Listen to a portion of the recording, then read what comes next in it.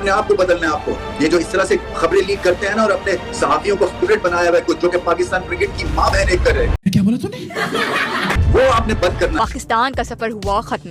कौमी टीम रात के अंधेरे में से वतन वापस आ गई। वेस्ट इंडीज से जलील होने के बाद, सीरीज हारने के बाद, 92 रन पे ऑल आउट होने के बाद पाकिस्तान के ड्रेसिंग रूम से लड़ाई की खबरें आ रही हैं। नाक मुक्का चला ड्रेसिंग रूम में, एक दूसरे को मारा पीटा गया, एक दूसरे को गालियां दी गई हैं। क्रिकेट टीम को क्यों नहीं है समझ आ रहा कि आप जिस काम के लिए जा रहे हैं वो क्यों नहीं कर रहे? आप फिर मूड खराब कर दिया। बड़े बेआबरू हो के हमारी टीम और हम सब लोग हम वापस जा रहे हैं। कलेक्टर लगाया, आप उसके रिकॉर्डिंग सुने कि कितना उन्होंने जहर उगला हुआ है बाबर आजम और रिजवान के खिलाफ। क्रिकेट ने कोई नया मोड़ लेना है तो क्या हम 70 साल के ऐसे बंदे के साथ मोड़ लेंगे जिसको सिलेक्शन की अलग पता नहीं। क्योंकि दूर दूर तक हमें पता था कि भाई ये पाकिस्तान की जो पैथेटिक टीम है ये हारने के बाद फिर कुत्ते की तरह आपस में लड़ेगी, और वही हो रहा है ड्रेसिंग रूम के अंदर। अब आधी टीम पहले आ रही है, आधी टीम बाद में आएगी। पूरी टीम ट्रेवल नहीं कर रही है, साथ नहीं बिठा रहे, क्योंकि उनको पता है कि ये कुत्तों की तरह लड़ेंगे आपस में। आधी टीम को पहले लेकर आया जा रहा है और आधी टीम को बाद में।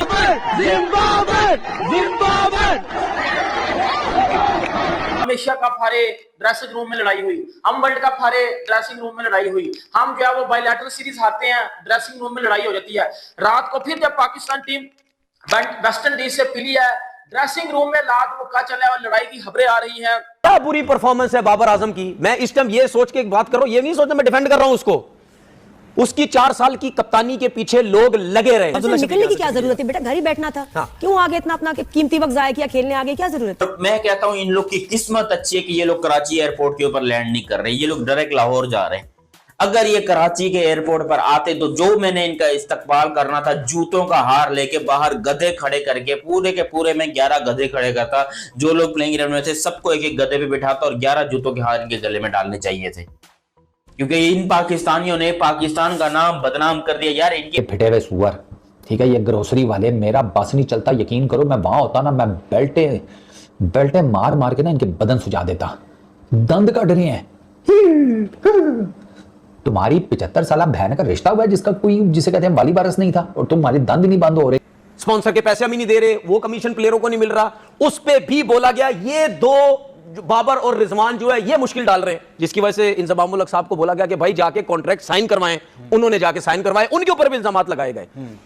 ठीक है, इस तरीके से टॉर्चर किया गया इन लोगों को, इस तरीके से लोग लगाए गए। टीवी पे बैठो, फ्रेंचाइज जब बाबर ने, मैं नाम नहीं लेना चाहता उस फ्रेंचाइज का, जब बाबर आजम ने जिस दिन वो फ्रेंचाइज छोड़ी उस दिन से उसके पीछे पड़ गए। इससे शर्म की क्या बात होगी? बाबर आजम को किंग, बाबर किंग, अरे भाई कहां का किंग है भाई?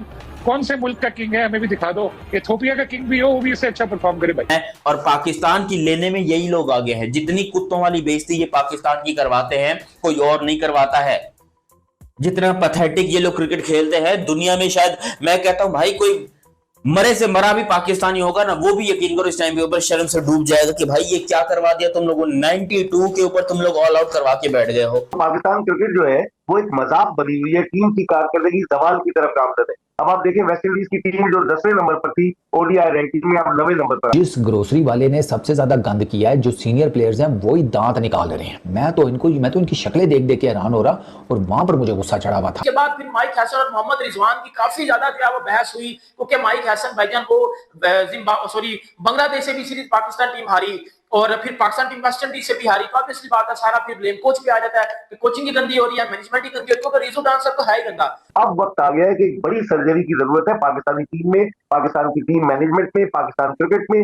जब ब्यूरोक्रेट्स पाकिस्तान क्रिकेट को चलाएंगे तो फिर अल्लाह ही हाफिज है, और यही हमें दिन देखना पड़ रहा है। इतने लोग दिल बर्दाश्त है कि वेस्ट इंडीज की टीम से आप 202 रन से हार रहे हैं। हेलो दोस्तों, यार जब से वेस्ट इंडीज ने पाकिस्तान को बुरी तरह से पेला है, देख सकते हो पाकिस्तान टीम में किस तरह से लड़ाई हो रही है। पहले भी लड़ाई हो चुकी है पाकिस्तान टीम में, जब एशिया कप हारे थे भारत से तभी भी लड़ाई हुई थी, 2023 का वर्ल्ड कप हारे थे तभी भी लड़ाई हुई थी, जब 2024 का T20 वर्ल्ड कप में पहली बार हो गए थे तब भी लड़ाई हुई थी। इनके ड्रेसिंग रूम में हमेशा ही विवाद छिड़ा रहता है, 2 पार्ट में बढ़ जाते प्लेयर। जब ये वेस्ट इंडीज से निकले हैं, देख सकते हो अलग अलग निकले हैं, कोई एक साथ ट्रैवल नहीं कर रहा, सब अलग अलग अपने तरह से निकल रहे हैं, कोई रूल ही नहीं है इनके यहाँ। वैसे पीसीबी चेयरमैन बोलते हैं कि अब हम इस बार बड़ी सर्जरी करेंगे पाकिस्तान टीम के ऊपर, वही पाकिस्तानी मीडिया भी बौखलाया हुआ है कि कब सर्जरी करेगा पीसीबी मोहसिन नकवी ये पाकिस्तान टीम के ऊपर। जो सीनियर प्लेयर है इनको इनको कब बाहर किया जाएगा। जबरदस्ती खेलने में लगे हुए और टीम को हराने में लगे हुए। अबे कम से कम यंग टीम के साथ हार जाओ, सीनियर टीम के साथ कम से कम बेइज्जती तो नहीं होगी। बाबर रिजवान को कितना घेरा जा रहा है और सही भी है भाई साहब। जब छोटी छोटी टीमें आती थी बहुत ज्यादा इन्होंने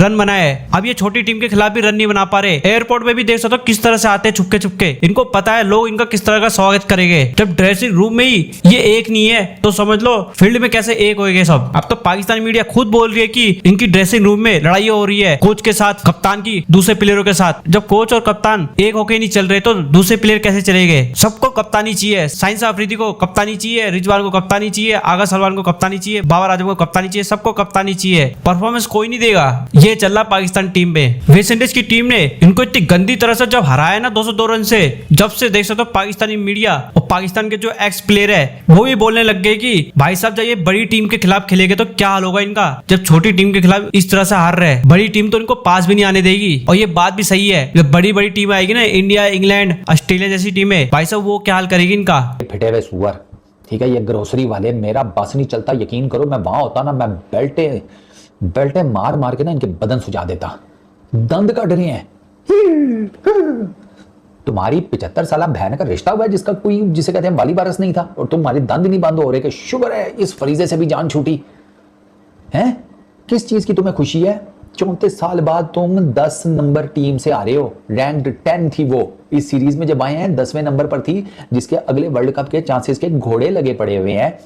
उनको ऑस्ट्रेलिया भी मार कर गया है, उनको समझ नहीं आ रही अपनी टीम के बैलेंस की।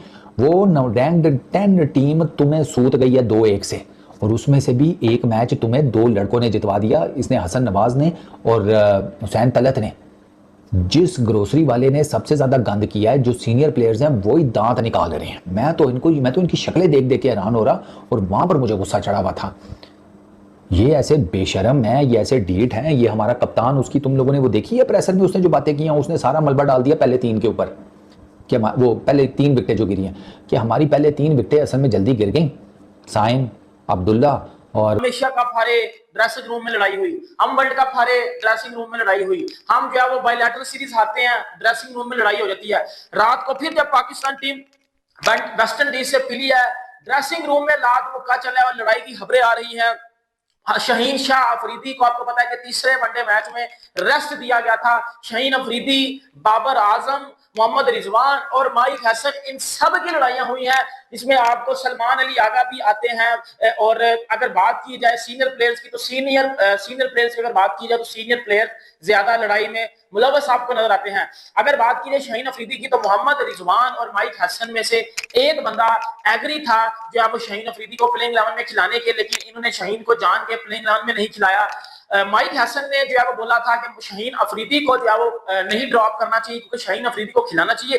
बट मोहम्मद रिजवान ने जान के जो है वो बोला कि जी शाहीन अफरीदी को ड्रॉप करना है और बाकियों को खिलाना है। उसके बाद फिर माइक हसन और मोहम्मद रिजवान की काफी ज्यादा जो है वो बहस हुई, क्योंकि माइक हसन भाईजान को बांग्लादेश से भी सीरीज पाकिस्तान टीम हारी और फिर पाकिस्तान टीम वेस्ट इंडीज से भी हारी। तो ऑब्वियसली बात है, सारा फिर ब्लेम कोच पे आ जाता है कि कोचिंग ही गंदी हो रही है, मैनेजमेंट ही गंदी हो रही है। तो रिजू डांसर तो है ही गंदा, वो तो कप्तान भी गंदा, वो तो प्लेयर भी गंदा है। बर्बादी का आगाज अब से 2 साल कबल ही हो गया था कि जब मुख्तलिफ किस्म के फैसले किए जा रहे थे, फैसलों में मुस्तकिल मिजाजी की कमी नजर आ रही थी। कभी कोच बदलता है, कभी कप्तान बदलता है, कभी टीम का इंतखाब करने वाले बदल जाते हैं, कोई चीफ सेलेक्टर नहीं है। और फिर कभी कभी जो लोग मशवरा देते हैं पीसीबी के चेयरमैन को, वो उनको गलत राह की तरफ लेकर चले जाते हैं। कभी चैंपियंस कप होता है, 50 लाख रुपए महाना दिए जाते हैं, कभी कुछ होता है, कभी कुछ होता है। तो पाकिस्तान क्रिकेट जो है वो एक मजाक बनी हुई है, टीम की कारकर्दगी जवाल की तरफ गामजद है। अब आप देखें वेस्ट इंडीज की टीम जो 10वें नंबर पर थी ओडीआई रैंकिंग में, अब 9वें नंबर पर आ गई। पाकिस्तान 4थे से 5वें नंबर पर चला है। पाकिस्तान टेस्ट में किस पोजीशन पर है सबको पता है, 7वें नंबर पर है। T20 में क्या कारकर्दगी, तो कारकर्दगी बजाय बुलंदी की तरफ जाने के दामी पस्ती की तरफ गामजद है। कौन है इसका जिम्मेदार? कोई तो आ गया है जो जिम्मेदारी कबूल करे, कोई कबूल करने को तैयार नहीं। नशिस्तन गुफ्तन बर्खास्तन वाली बात है कि कुछ दिनों के बाद जख्म मुंजमिल हो जाएंगे, तब भूल जाएंगे। मेरे ख्याल में इस वक्त जिस 9 जून को गुज़िश्ता बरस मोहसिन नकवी साहब ने कहा था कि सर्जरी की जरूरत है, अब वक्त आ गया है कि बड़ी सर्जरी की जरूरत है पाकिस्तानी टीम में, पाकिस्तान की टीम मैनेजमेंट में, पाकिस्तान क्रिकेट में। जब ब्यूरोक्रेट्स पाकिस्तान क्रिकेट को चलाएंगे तो फिर अल्लाह ही हाफिज है, और यही हमें दिन देखना पड़ रहा है। इतने लोग दिल बर्दाश्त है कि वेस्ट इंडीज की टीम से आप 202 रन से हार रहे, जो पाकिस्तान के लिए बड़ी शर्मनाक बात है। अब पाकिस्तान टीम कहाँ खड़ी है? मुझे ये बताएं कि बाबर आजम वर्ल्ड क्लास बल्लेबाज अपने आप को कहते हैं, 3 साल से परफॉर्मेंस 0। मोहम्मद रिजवान पहले कप्तान से पहले बहुत अच्छी परफॉर्म करे, जैसे ही कप्तान बनाया आपने परफॉर्मेंस जीरो हो गई।